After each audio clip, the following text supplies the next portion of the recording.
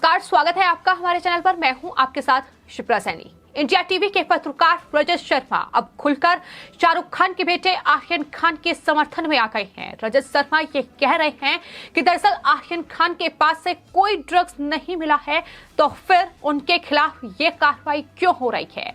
उन्होंने ये भी कहा है कि जमानत याचिका को जो खारिज किया गया है, दरअसल वो आर्यन खान के साथ अन्याय है। आखिर रजत शर्मा को इतनी मिर्ची क्यों लग रही है? रजत शर्मा इस तरीके से इन ड्रग माफियाओं के समर्थन में क्यों बोल रहे हैं? ये तमाम सवाल हैं जो अब सोशल मीडिया यूजर्स लगातार पत्रकार रजत शर्मा से पूछ रहे हैं। आपको बता दें, अब जो कोर्ट के फैसले पर सवाल उठा रहे हैं, जो नारकोटिक्स कंट्रोल ब्यूरो की कार्रवाई पर रजत शर्मा सवाल उठा रहे हैं, दरअसल ये वही रजत शर्मा है जब रिपब्लिक टीवी के editor in chief Arnab Goswami को गिरफ्तार किया गया था और जब उनकी जमानत याचिका को खारिज किया गया था, तब उन्होंने कोई सवाल खड़ा नहीं किया था। बजाय इसके वो लगातार रिपब्लिक मीडिया नेटवर्क और अर्नब गोस्वामी को निशाना बना रहे थे। उनकी गिरफ्तारी का मजाक उनकी तरफ से बनाया गया। तो आखिर इस तरीके से नशेड़ियों के समर्थन में क्यों है रजत शर्मा? यह सवाल उनसे लगातार पूछा जा रहा है। दरअसल रजत शर्मा हर रोज जो अपना प्राइम टाइम करते हैं, उसमें खुलकर आर्यन खान का बचाव कर रहे हैं। उन्हें बचाने के लिए तमाम बड़ी बातें उनकी तरफ से कही गई हैं, लगातार ट्वीट कर रहे हैं और ये कह रहे हैं कि आर्यन खान को जो जमानत नहीं मिल पाई है, कोर्ट ने उनकी जमानत याचिका को खारिज कर दिया है। दरअसल उनके साथ ये अन्याय हुआ है, बकायदा ट्वीट किया गया है और ट्वीट करते हुए रजत शर्मा ने लिखा है कि ना तो आर्यन से कोई ड्रग मिला है, ना पैसे मिले हैं, ना एनसीबी की रिपोर्ट में इस बात का कोई जिक्र है। और तो फिर जज ने आर्यन की जमानत की अर्जी को क्यों खारिज किया? जज ने अपने फैसले में क्या कहा? क्या हाई कोर्ट से अब आर्यन खान को बेल मिल जाएगी? ये उम्मीद दरअसल रजत शर्मा जता रहे हैं कि अब बॉम्बे हाई कोर्ट में उनके साथ इंसाफ होगा। यानी किस तरीके से एक तरफ नारकोटिक्स कंट्रोल ब्यूरो लगातार आर्यन खान को लेकर बड़े खुलासे कर रहा है, आर्यन खान की मुश्किलें लगातार एनसीबी की जांच जिस तरीके से आगे बढ़ रही है, उसके बाद बढ़ती जा रही है। और आपको बता दें, अंतर्राष्ट्रीय ड्रग नेक्सस से जुड़े हैं आर्यन खान, ये लिंक साफ तौर पर सामने आए हैं। लेकिन आर्यन खान के बचाव में जो रजत शर्मा की दलीलें हैं, वो जाहिर तौर पर अब सवालों के घेरे में है। एक तरफ तमाम एनसीबी की कार्रवाई जारी है, दूसरी तरफ रजत शर्मा दरअसल ब्लॉग लिख रहे हैं, बाकायदा प्राइम टाइम में विश्लेषण कर रहे हैं कि आखिर कोर्ट ने उन्हें जमानत क्यों नहीं दी, क्यों उन्हें अपराधी बनाया जा रहा है, क्यों जबरदस्ती उनके तार अंतर्राष्ट्रीय ड्रग नेक्सस से जोड़े जा रहे हैं। ये तमाम उनकी तरफ से सवाल उठाए गए हैं। रजत शर्मा कहते हैं कि दरअसल आर्यन खान आदतन अपराधी नहीं है और ना ही उनका कोई आपराधिक रिकॉर्ड है, इसलिए उसे जमानत पर रिहा किया जाना चाहिए। सजा के तौर पर आरोपी को जेल में नहीं रखा जा सकता। और बाकायदा एक ब्लॉग लिखा गया है जिसमें उन्होंने जो तमाम एनडीपीएस कोर्ट के जो आदेश सामने आया है, उसका पूरा विश्लेषण उन्होंने किया है, लेकिन अपने ढंग से विश्लेषण किया है। उसमें एनसीबी की उन तमाम दलीलों का जिक्र नहीं किया गया है जो एनसीबी ने आर्यन खान को लेकर बड़े दावे किए हैं। जो व्हाट्सएप चैट सामने आई हैं, उसमें बड़े खुलासे हुए हैं। अपने तरीके से रजत शर्मा के द्वारा यह विश्लेषण किया गया है, जिसमें रजत शर्मा ने कहा है कि दरअसल मैंने एनडीपीएस कोर्ट के जज के इस पूरे विस्तृत आदेश को देखा है और मैं हैरान हूं। ऐसा लग रहा है कि जैसे मैं एक अंतर्राष्ट्रीय ड्रग माफिया के खिलाफ आरोप पढ़ रहा हूं। एनसीबी की दलीलें पढ़ने के बाद जिसके आधार पर जमानत याचिका खारिज कर दी गई, ऐसा दिखाई देता है कि एनसीबी ने एक आदतन ड्रग एडिक्ट, एक ड्रग बैटलर और अंतर्राष्ट्रीय ड्रग रैकेट चलाने वाले का पर्दाफाश किया है। ये रजत शर्मा की तरफ से कहा जा रहा है। आर्यन खान के पास से ड्रग नहीं मिली है। एनसीबी ने अपनी दलीलों में स्वीकार किया है कि उसके पास आर्यन के ड्रग्स ले जाने या ड्रग खरीदने के लिए कोई सबूत नहीं था। लेकिन आपको बता दें, व्हाट्सएप चैट का जिक्र एनसीबी ने कोर्ट में किया और व्हाट्सएप चैट में एनसीबी ने यह साफ किया कि दरअसल जो आर्यन खान के पास उनके फोन से व्हाट्सएप चैट मिली है, उसमें साफ तौर पर कोडवर्ड का इस्तेमाल करते हुए विदेशी ड्रग पेडलर के साथ वो संपर्क में थे। वहां से हार्ड ड्रग की बात उनकी तरफ से की गई है। बल्क मात्रा में जो ड्रग है उसका भी जिक्र इस पूरे व्हाट्सएप चैट में हुआ है और ये साफ तौर पर एनसीबी कोर्ट में कह चुकी है कि दरअसल आर्यन खान एक विदेशी नागरिक के संपर्क में थे और उन्होंने इस पूरे संबंध में विदेश मंत्रालय से संपर्क किया है। इस पूरे नेक्सस को खंगालने के लिए, उस विदेशी नागरिक का पता लगाने के लिए वो यूएई सरकार से संपर्क साधना चाहते हैं, जिसमें विदेश मंत्रालय की मदद उन्हें चाहिए। तो ये तमाम बड़ी कार्रवाई है जो एनसीबी कर रही है। एनसीबी एक स्वतंत्र जांच एजेंसी है जो कि इस पूरे ड्रग्स मामले में जांच कर रही है, लेकिन रजत शर्मा की परेशानी कितनी ज्यादा बढ़ी हुई है, ऐसा लग रहा है कि आपकी अदालत अब रजत शर्मा की नहीं चल पाएगी, इसलिए वो बौखलाए हुए हैं या इन ड्रग माफियाओं के साथ वो खुलकर खड़े हैं। तो क्या इस पूरे ड्रग्स एंगल में उन्हें भी किसी बात का डर है? ये सवाल भी अब देश की जनता पत्रकार रजत शर्मा से पूछ रही है, क्योंकि एक अपराधी, एक आरोपी जो कि इस पूरे ड्रग्स मामले में फिलहाल जेल में बंद है और जाहिर तौर पर भले ही उनके पास से ड्रग ना मिला हो, लेकिन अरबाज मर्चेंट जो कि उनके खास दोस्त हैं, जो कि एक साथ इस ड्रग पार्टी के लिए मन्नत से बाहर निकले थे और ड्रग पार्टी में गए थे, उनके पास से, उनके जूतों से दरअसल ड्रग मिला है। और आपको बता दें 6 ग्राम जो चरस थी वो अरबाज मर्चेंट से बरामद की गई थी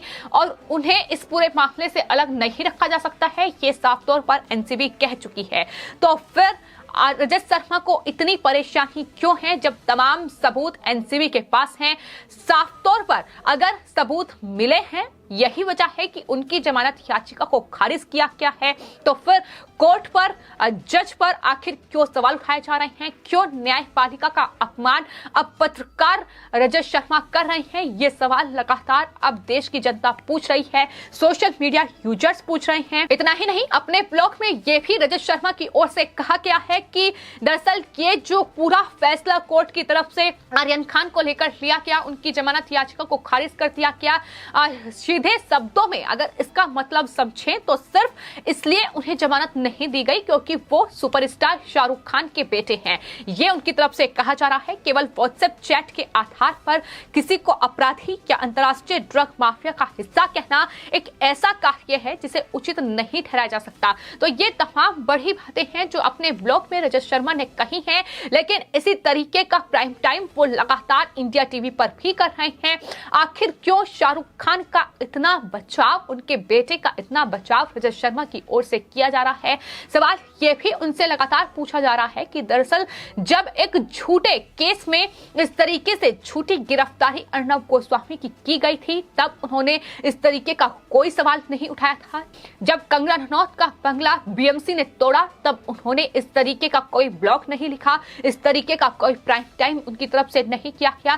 तो सवालों में लगातार वो घिर चुके हैं। तो जाहिर तौर पर आर्यन खान की जो जमानत थी वो कानून के तहत सबूतों के आधार पर रद्द की गई, किंतु उस पर जिस तरीके से इंडिया टीवी के पत्रकार रजत शर्मा, जो कि एक वरिष्ठ पत्रकार हैं, उन्हें कोर्ट के फैसले पर अपने ही न्यूज चैनल पर जाहिर तौर पर सवाल उठाए, क्या ये कोर्ट की अवमानना नहीं है? ये सवाल लगातार पूछा जा रहा है।